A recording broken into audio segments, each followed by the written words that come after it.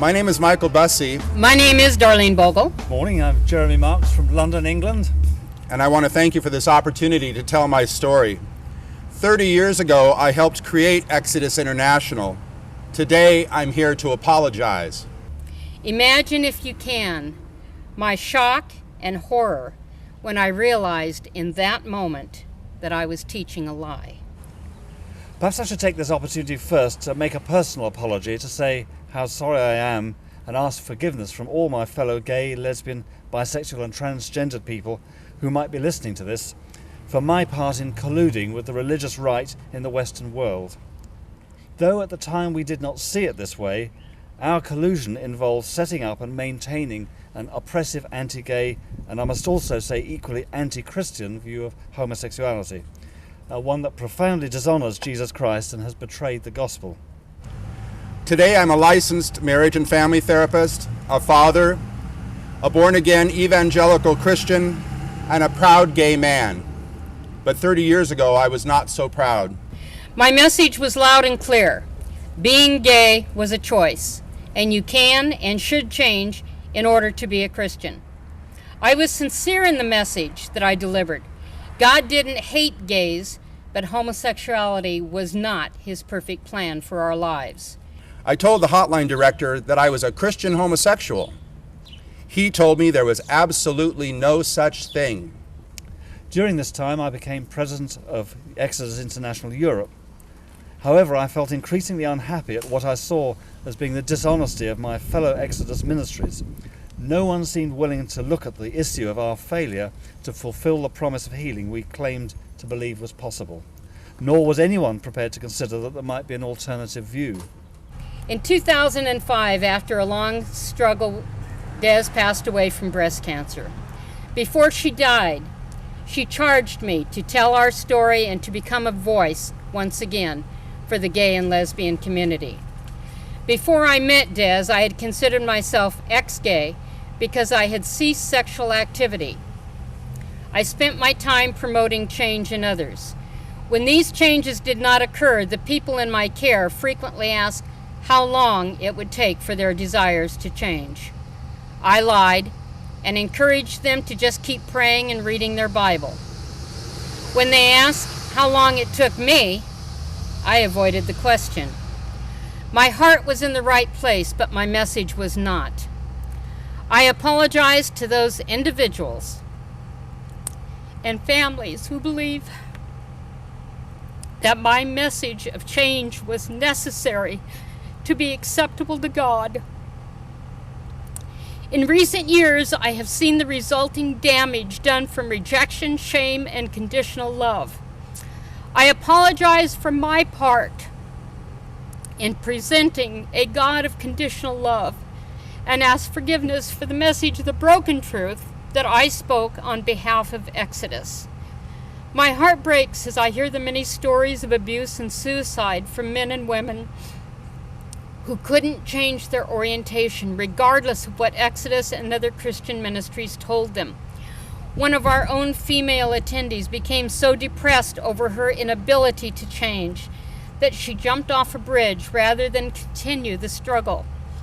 I was told it wasn't my fault, but my heart knew better.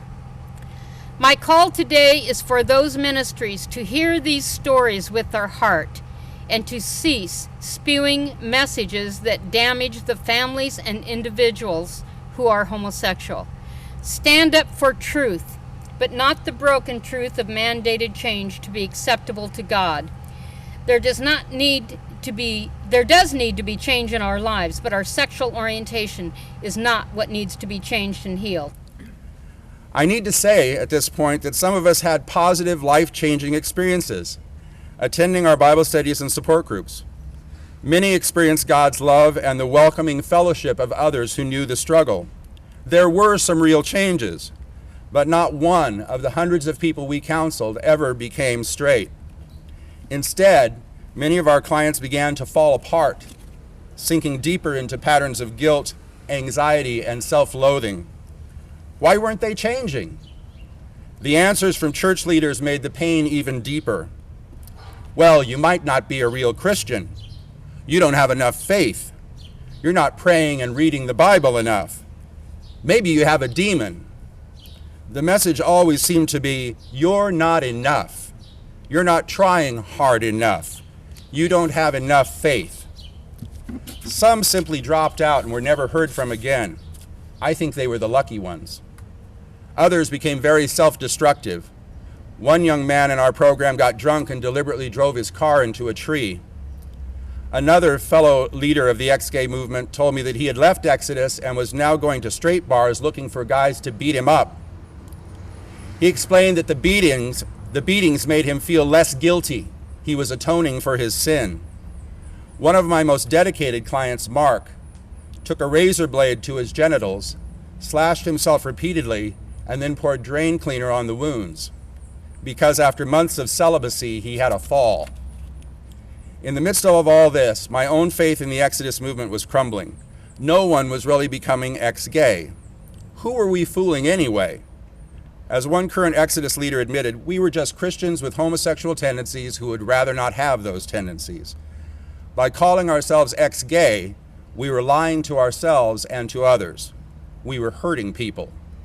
I realized for the first time how restrictive and limiting was my message of grace. I was free for the first time in over 15 years. Within weeks, I was asked to resign from the church and removed from Exodus ministry. Des and I began a 12-year journey together, which is told in my new book, A Christian Lesbian Journey. I discovered a large world of gay Christians, and as with Saul in the New Testament, the scales fell from my eyes. But apart from the sad loss of what I had believed to be many good friends, I have no regrets. I could not possibly return to the spiritually and emotionally corrosive ministry style that proved to be so misguided and downright damaging in the long run. At the last Exodus conference I attended in the year 2000, I noticed banners displaying the message, freedom from homosexuality in Christ. This saddened me because I saw no real evidence of that message in 12 years of attending Exodus conferences. I knew people who, like me, had married, but that was not the same thing. I would now like to try and encourage all those so-called ex-gay Christians who lead Exodus ministries, who in their hearts know very well that what I'm saying is true, to change their minds as I had to simply trust in God once again for their credibility and support, even though that may mean risking all, as you did before. I love God and I love life, and I have hope. I believe we're making headway. Perhaps one day groups like Exodus will go out of business, and people will no longer feel that they must deny who they really are to attempt to become what they are really not. Perhaps one day. Until then, for those wonderful people, gay, ex-gay, and ex-ex-gay, who have blessed my life and enriched my journey, I am truly thankful. And to those people I may have harmed by my involvement in Exodus, I am truly sorry. Thank you.